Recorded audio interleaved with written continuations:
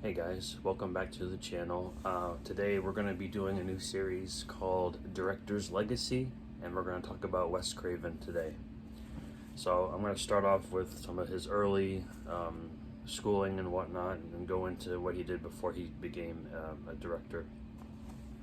So Wesley Earl Craven was born on August 2nd, 1939 in Cleveland, Ohio, to parents Caroline Miller and Paul Craven. He attended Wheaton College in Illinois, where he earned an undergraduate degree in English and psychology. He later attended Johns Hopkins University and earned his master's degree in philosophy and writing. Shortly after that, he briefly taught English at a few colleges and a high school in New York. His friend Steve Chapin told Wes Craven about a messenger position that was available at a New York City film production company where his brother worked. His brother was future folk rock legend Harry Chapin. Some of you are probably familiar with him.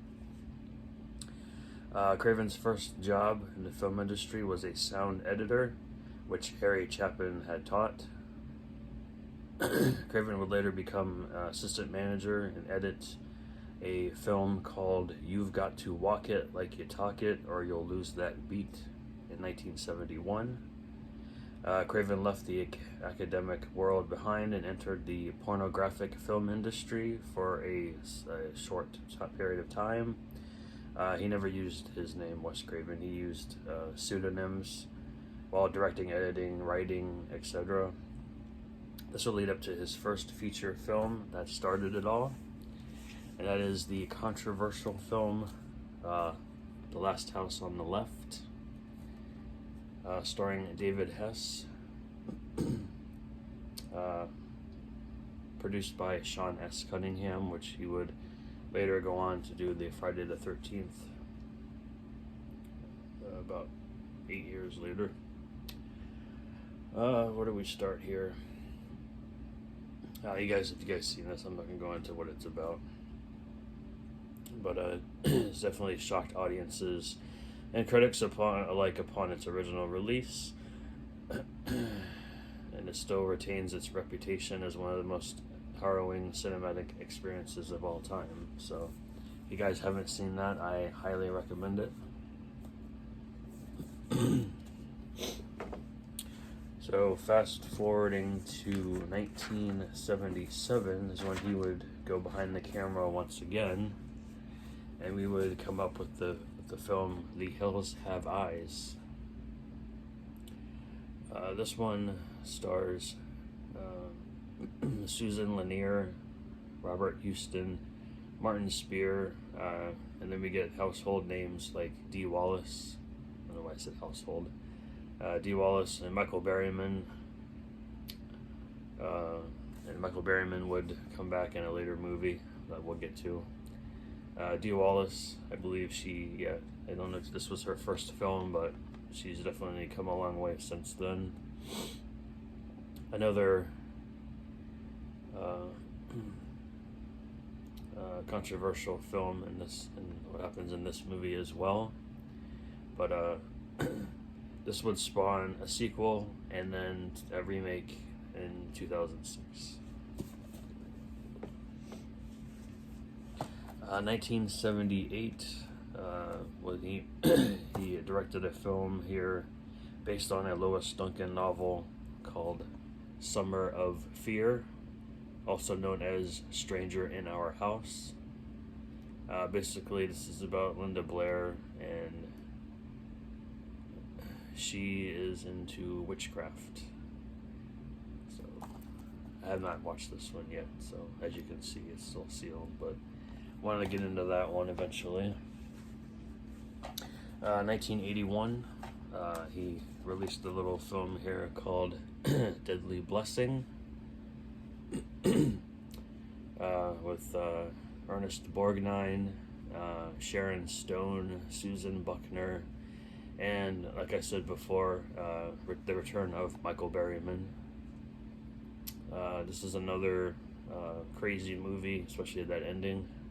So I highly recommend you guys check this one out. You'll see I did a review of it a couple videos back, so you guys want to check that out. And then in 1982, or end of 81 into 82, Wes Craven went a different route,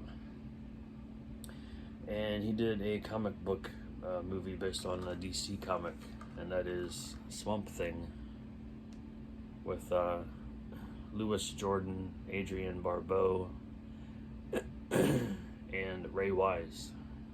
It's been a while since I've seen this one, so I definitely need to give it a rewatch. And then, of course, there was a short-lived TV series that happened, I think, right after this movie, and then there's a newer one a couple years back that didn't last very long. All right, let's go to 1984. Before the madness started, he did this little TV movie called Invitation to Hell. I had fun with this one. It's not the best movie in the world, but it is cheesy, but I enjoyed it. This one stars Robert Urich, Joanna Cassidy, Kevin McCarthy, Bill Irwin, Soleil Moon Frye, and Barrett Oliver. Highly recommend this one, guys. I know some people don't like TV movies, but this one's pretty good. And then, of course, the madness started pretty soon after, but Wes didn't think it would be going anywhere. It was just a little independent horror film put up by New Line Cinema, which would end up spawning,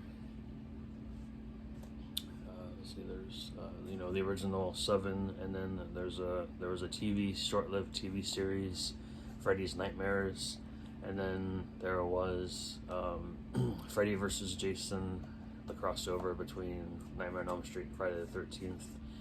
And then we don't talk about the reboot in 2010. And then we don't know what the future holds for this franchise, but we have the Nightmare on Elm Street franchise, which would go on, to release a bunch of, t-shirts, memorabilia, even get their little spoof in The Simpsons Treehouse of Horror. And, Freddy Krueger is a household name. I've met Robert many times throughout the years at various conventions. Always a fun time talking to him. We will talk about New Nightmare later on. I also want to point out this 4-hour documentary called Never Sleep Again. Highly recommend this. Guys, check this one out. Wes is interviewed in this as well as, Robert, Heather, and everyone else that was involved with the series.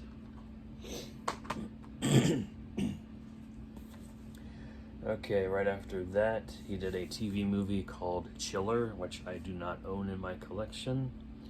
Every scan that I have heard on DVD is terrible, so I will be holding off on that unless I find like a really cheap copy.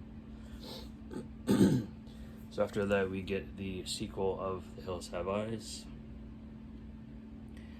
Pretty much this takes place years after the first film. One of the survivors is in here, and then she runs in with the cannibals once again and has to figure out what to do.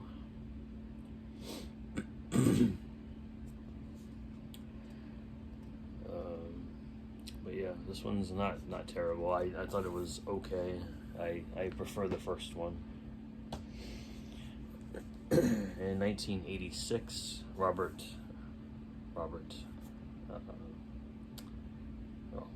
this was produced by Robert Sherman. Wes Craven, I guess I was thinking Robert Shea. Wes Craven directed a film called Deadly Friend. I have seen this a couple times throughout the years. I got the Blu-ray here now. Very fun robot zombie movie with Christy Swanson. And Matthew Liberteau, and of course you get Anne. What the heck's her last name? The woman from the Goonies is in this film. This was probably one of her last films because she had throat cancer, and then she later on passed from it. So we have that. I think her name was Anne Ramsey, if I'm not mistaken. So in 1987, we came out with a film called The Serpent and the Rainbow, starring Bill Pullman.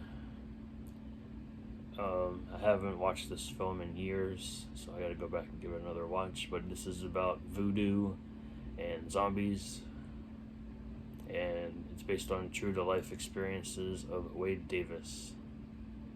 Filmed on location in Haiti, so gotta give that a rewatch. Everyone knows the film from this, the original artwork. At least I do. With Bill Pullman. It says, "Don't bury me, I'm not dead," which would be later used in,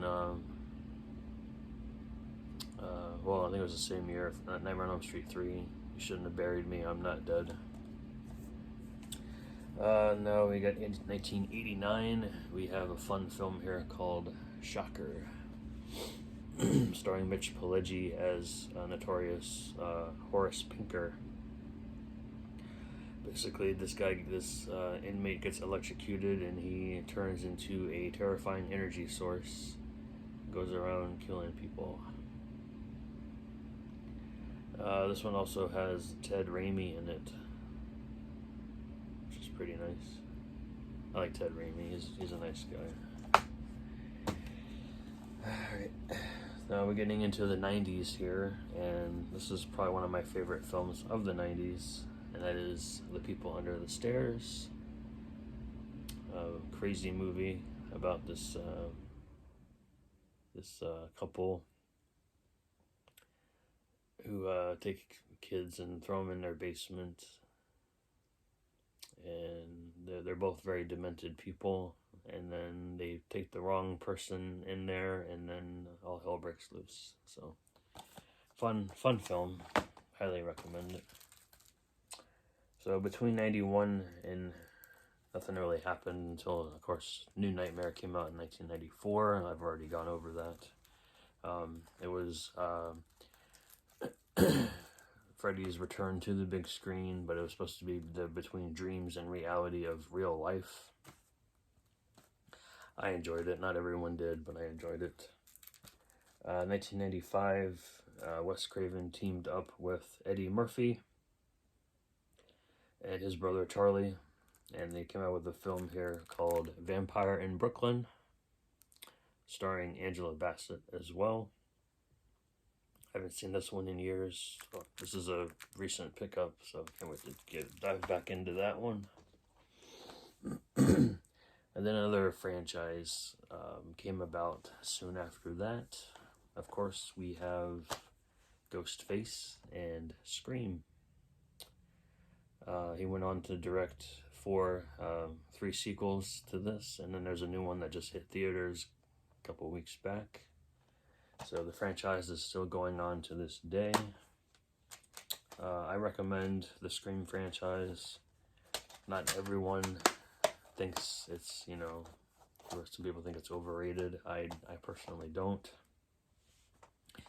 But I'm not the one to watch it every year. I kind of give it a watch a couple years, just see if it still holds up, and it does.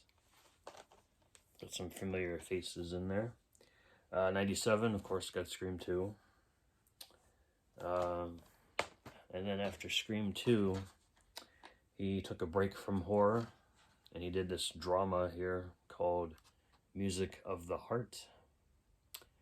I have not seen this. I recently picked this up too. He brought Angela Bassett back in this film, along with Aidan Quinn, Gloria Estefan, Kieran Culkin, and Jane Leavies. Those are the names that stand out to me. This is Wes Craven's mother's favorite film of his because she was not a horror fan, so she never watched any of those, but she watched this and she enjoyed it. Just a little fun fact there. So then we got to between 2000, Scream 3 and 2000. And then between 2000 and 2005, he wasn't behind the camera. He just produced a bunch of stuff. But no, we're not going to talk about that in this video, even though one of the movies on there about that time period is on this double feature. We're going to talk about Cursed from 2005, starring Christina Ricci, Joshua Jackson, Jesse Eisenberg, Judy Greer, Milo Ventimiglia, and Shannon Elizabeth. It's getting a re-release here pretty soon, and can't wait for that. There's an uncut DVD of this already, and the collector's edition. I hope there's a director's cut, but I don't think there will be. And then 2005 was a busy year for Wes Craven. He also came out with a nice little airplane thriller here called Red Eye, with Rachel McAdams and Cillian Murphy and Brian Cox. I saw this in the theater when it came out. I enjoyed it. I haven't really seen it since. Again, between 2006 through 2009, he just produced a bunch of stuff. Then in 2010, he came up with this slasher film here called My Soul to Take. I have not seen this one, so I can't tell you if it's good or not. I'm sure it is. Every Wes Craven film is enjoyable, at least somewhat. So it says, on the day that Riverton Ripper vanished without a trace, 7 children were born. Today they'll be turning 16, and they'll turn up dead. So it's a very interesting plot there, I guess. So we'll see. And then the last film that he ever directed was Scream 4 from 2011. Now, I know he was working on producing a film after that called The Girl in the Photographs. That was around the time he had passed. I have seen that film. It was okay, but he did not direct it, so we will not be really discussing that one. So, unfortunately, Wes Craven died on August 30th, 2015 from a brain tumor at the age of 76. He may no longer be with us, but his work and his legacy lives on, and we thank you. Your fans thank you, and they miss you. So I will be ending this video with a few quotes by Wes himself. A couple of them I'm sure you have heard before. One is, horror films don't create fear, they release it. The first monster you have to scare the audience is yourself. And this is a really thorough one, but you don't enter the theater and pay your money to be afraid. You enter the theater and pay your money to have the fears that are already in you when you go into a theater dealt with and put into a narrative. So that is the end of this video. Hope you guys enjoyed it. Please leave me feedback if you think it should be better, if I need to put more facts in there. Again, this is my first video for my Director's Legacy series, so hope you guys enjoyed it, and I'll catch you guys next time. Let me do a little stack here. I know I have it backwards since I was stacking them this way, but we'll start up here, we'll go down. Let me know which Wes Craven film is your favorite, and which ones you have not seen. I've seen most of them, but like I mentioned, some of them I have not. So, okay, guys, I'll catch you guys next video.